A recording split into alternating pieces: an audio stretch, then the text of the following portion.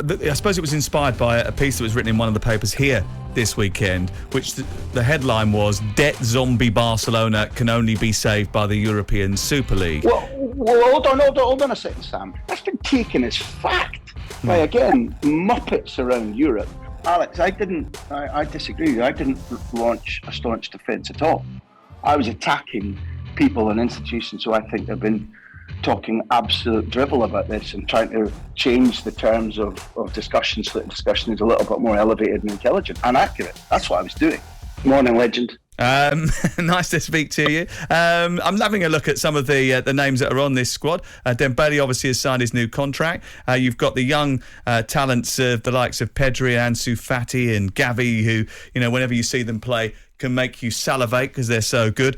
But some of their big name signings as well: Kessie, Christensen, Rafinha, Lewandowski, we know is in the States because we saw him pictured joining up with the squad yesterday. But how is it that with all the problems that they've had financially, Barcelona are able to spend this much money?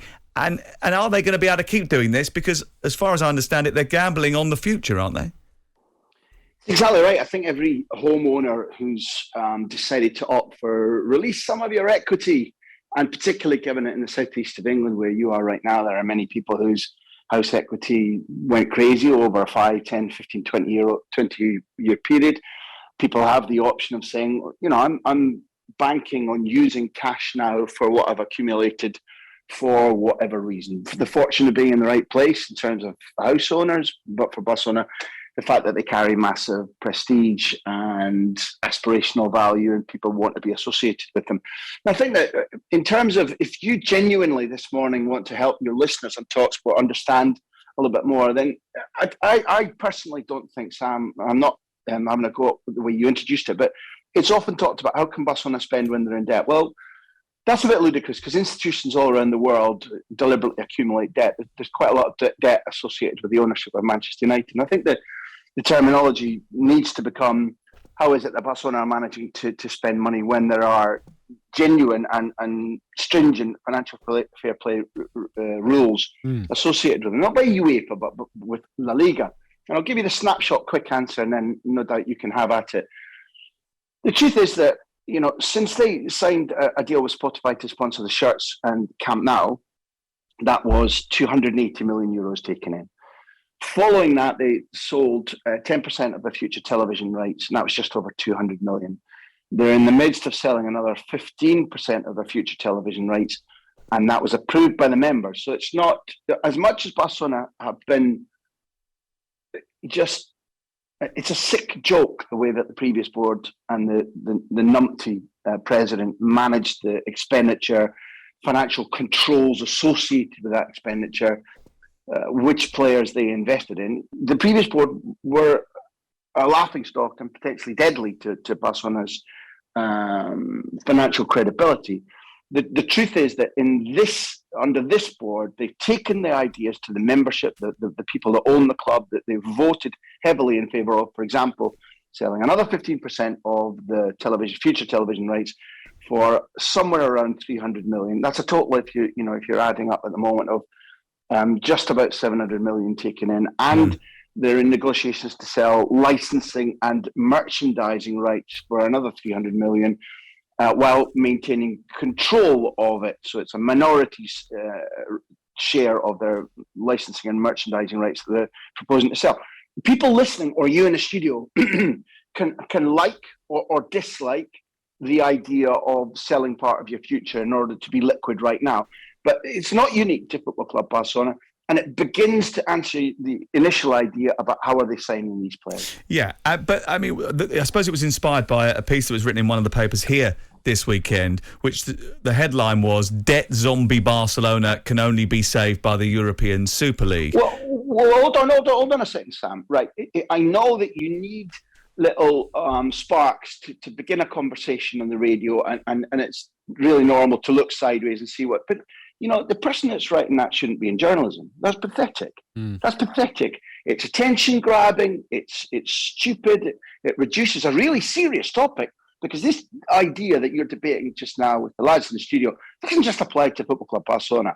It's a microcosm of what's going on around the football clubs that give you a living, that give Danny a living, that gives me a living, that entertain millions of people who are passionately devoted to the football clubs. It's a big subject. It is a huge subject, and that's why we're trying to get to the nub of it. But I think the question is are they a club that is trying to survive long enough to see the shape of the European game change? No. Okay, again, I'll stop being picky in a minute. Don't say survive long enough. Survival's not in. I know that there have been idiotic ideas started by a joke from Rafa Honigstein, where he joked about Bayern worrying about Barcelona's future, and that's been taken as fact by, again, muppets around Europe, whereby Barcelona have mismanaged themselves.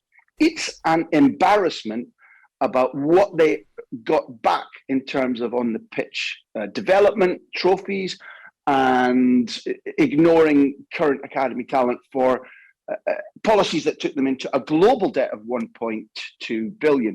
Their local short-term debt is smaller than Tottenham or Manchester United. Because the difference between short-term debt and debt that needs to be managed and global debt that is longer term. The idea about survival is not on the table. It's just not. Now, whether you think it's right to mortgage the future or not, that's up to everybody to take their own evaluation. If you are mortgaging the future, you've got to have a vision, haven't you?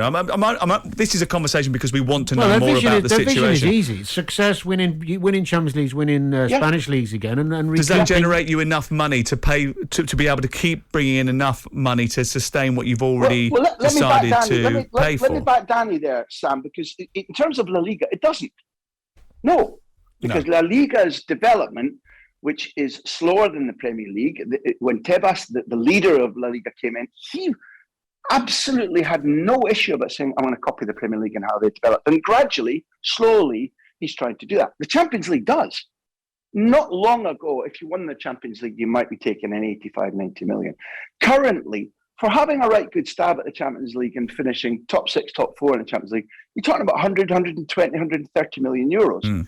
So, for example, to back Danny's point there, if people want to either criticise buying Lewandowski, who'll turn 34 in August, and if they do, then good luck to them. You're urinating into the wind there.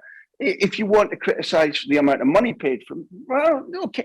But if you think about the idea that he is a proven scorer, 340 odd goals in 380 appearances in all tournaments for Bayern Munich, and he's been brought in. You talked about the vision before Danny did when you listed the current squad, and they've reinvested in Xavi coming in mid-season. And if they're competitive for 1, 2, 3 seasons in the Champions League, it vastly eats into both the short-term and long-term debt. The fact about the gamble is, well, if you don't pull it off, then you've wrongly mortgaged your future. But life and football are something of a controlled actuarial gamble. Graham, you've launched a very staunch defence on Barcelona, but do you think some of their conduct this summer is befitting of a club of their stature? I'm thinking particularly about the Frenkie de Jong situation with the deferred wages, with the fact they're looking for him to take a pay cut, all the while burdening their wage bill with expensive new toys like Rafinha, like Lewandowski, like Andreas Christensen. Do you not think de Jong's got a right to be annoyed? Alex, I disagree. I didn't launch a staunch defence at all. I was attacking people and institutions who I think have been talking absolute drivel about this and trying to change the terms of discussion so that discussion is a little bit more elevated and intelligent and accurate. That's what I was doing. As far as Frenkie de Jong is concerned, I'm brutally disappointed that for the first time in football history, a club's tried to push a player out the door. As you both know, that's never happened before. Is that what you're talking about? I mean, in all seriousness, Alex, do we think that football... I don't know what... I think they've lacked class when it comes to de Jong. Can I ask you, Graham, because the specifics of this is what I want. So in terms of him, are they in a position where they want to free up his wages to meet the Spanish league's requirements financially? So obviously there's a wage cap, an amount they can spend on their squad, and an amount they can spend on players, and it comes together. But in terms of the rules, are they wanting him off so they can free enough up to get all the players registered? Yes. Yes, there's an answer with nuances, and it's two-part. First of all, your summary there is exactly correct. The risk that I think you could and should be focusing on here as a show, and in general in the media in the UK, where there's a fixation with Barcelona because they've been big and successful and now they're struggling. The issue now between registration today and registration day for the players in La Liga is, can they change their wage bill sufficiently to meet exactly what you're talking about, the strict financial controls? Because in terms of Kessie and Rafinha and Christensen and Lewandowski, name whoever you want, including Dembele, who is now not a current Barcelona who's renewed, he'll be treated as a new signing. The task for them is to radically change their wage bill, or take in radically larger sums of money than the ones I've mentioned already in order to be able to register. They're getting close to that. But part one of the answer is yes, for Frankie de Jong and his wage bill to suddenly disappear would mean that it was effectively Barcelona would be in a position to register most of their new signings already, which would be a major step forward. The second thing is, and this needs to be discussed, all of you are used to people in football speaking with forked tongues. So when Joan Laporta said, well, we never wanted to sell him, and on the rarer times when Xavi speaks about him now, there's a pretty light touch about what they think about Frankie de Jong. The hard fact is that Xavi reckons that Frankie de Jong hasn't yet punched his weight for a big expensive transfer and huge expensive wages. And whatever Xavi will say in public, the idea is that he sees it as better to move on, to turn the page. And frankly, looking at it objectively, irrespective of they've ruffled your feathers out, the idea that a club says to a football player, yes, you've got a contract, and yes, you're well within your rights, but we've made this decision and we'd like you to go. That's not new. No. And the idea the issue is not that, though, is it? Is that they asked him to take a pay cut of deferred wages during the COVID pandemic, and then they're not going to give it back to him. That's the worry, isn't it? You know, he said... Well, why don't we ask the question? They weren't going to give it back to him. Who said they weren't going to give it back to him? Well, that's the accusation, isn't it? That's what we're trying to get to the bottom of. No, it's not. That's absolute rubbish. So they've offered to pay him the money that he's owed. Is that correct? What's happening is that, as in any situation when a football player and an agent is in the power seat, they're saying, well, this is what we want it now. And Barcelona are saying, well, this is how we'd like to do it. We'd like to do it differently. There has at no stage, apart from the inventions that sometimes go on, has it been said that de Jong isn't going to be paid the money he's due. That's absolute piffle. That's childish nonsense. Okay, so why is that being reported? Because that's reported as being the sticking block. Because there are too many muppets reporting it that don't know the facts. There's your answer. Is the money, Graham, just to get some clarity for people listening, and myself, is the money owed to him future money that he could be owed? So when you leave a club, if, for example, you've got 3 years left and the club is saying, I want you to go, say I'm at Liverpool and they say, I want you to go, you can come to an agreement where they go, I'll tell you what we'll do. If you go there, we'll give you X amount to go because we know you don't want to go and you might not be earning the same or whatever it is. So you make an agreement. Yeah. Is it because the reporting is that he's owed wages from months and years previous? Is that nonsense? No, the nonsense I was trying to debunk was the idea that they don't want to pay him. The facts, then again, it's a little bit nuanced because it's a mix of 3 things, Danny. But again, you're on the nail because you've been in situations where you've been negotiating your way out of a club and you know how complex a financial arrangement that is. Number one, de Jong, on preference, factual, doesn't really want to leave. Now, again, that's not utterly new in football. He knows that there's a big club waiting for him, potentially 2, including Chelsea.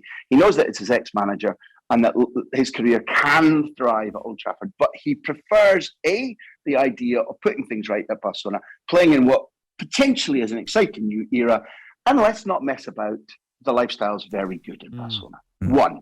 2, yes, at a time when everybody in the squad was asked to defer their wages, which for anybody listening in is like, well, I'm not used to that expression. It means just postpone wage payments. Okay. De Jong, along with every other footballer, did so. And then there's the idea that if you're trying to get a player under contract out of a club, normally every club, almost no matter of which size professionally, needs to incentivize a player by saying, okay, some of what's left in your contract, we will pay you in order to go away. Danny, you're perfectly used to that. Both of you lads as reporters know that's the situation. So there's a tripartite situation where de Jong is literally saying, if I can tough this out, I'm going to stay and I'm going to prove my worth. Hats off to the lad for that. Secondly, yes, there is deferred money that Barcelona, with all that they're trying to do this summer, Alex, are trying to say, well, this is how we'd like to make good to you. And De Jong and his agent are in the power seat, and they're saying, well, that's not quite good enough.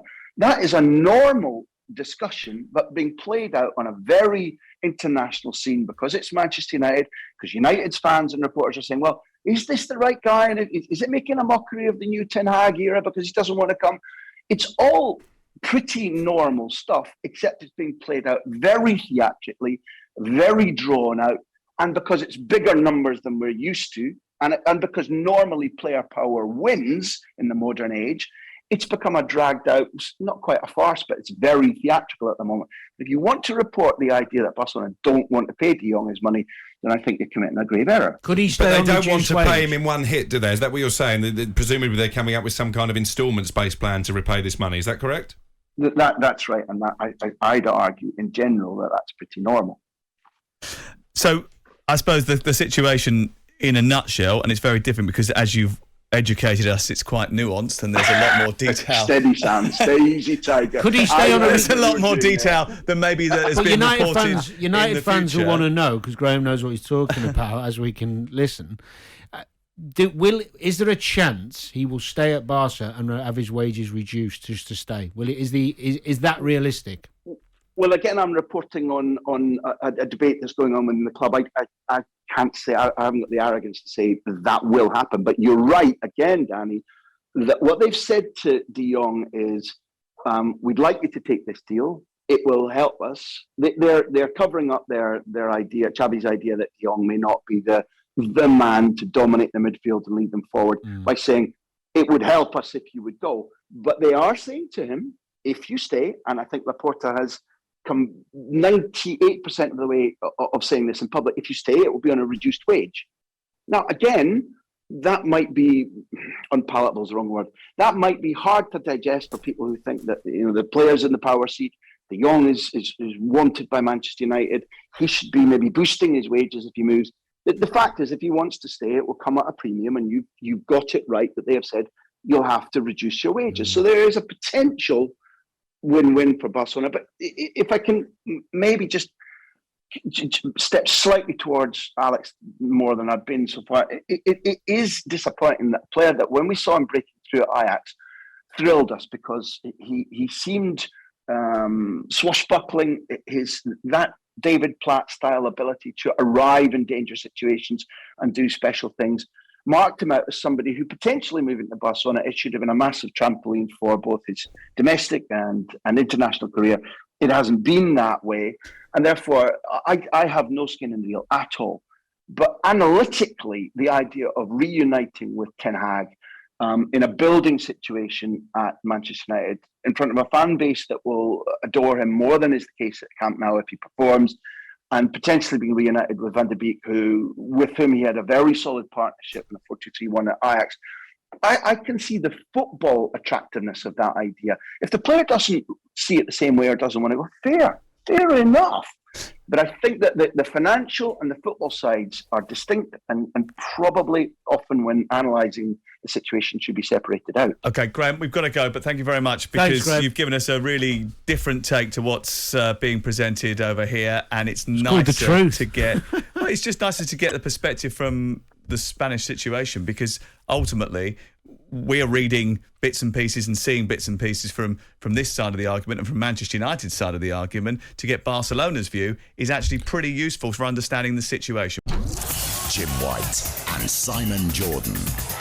Monday to Friday mornings from 10 on AM, on DAB, via the talkSPORT app and on your smart speaker. talkSPORT.